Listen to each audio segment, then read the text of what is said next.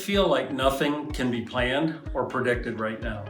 However, one thing is for sure, the human spirit is kind and resilient.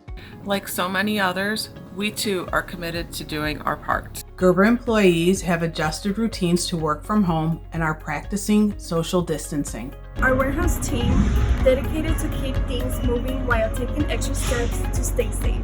Measures to protect our fellow employees, families, and communities are crucial. But there's also profound power in extending a smile and gratitude to one another, now more than ever. So thank you to our valued customers for continuing to rely on us as a trusted partner.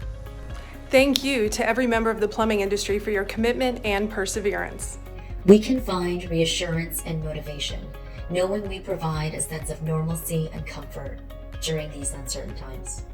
We at Gerber recognize and appreciate all essential workers that are the glue keeping our world together.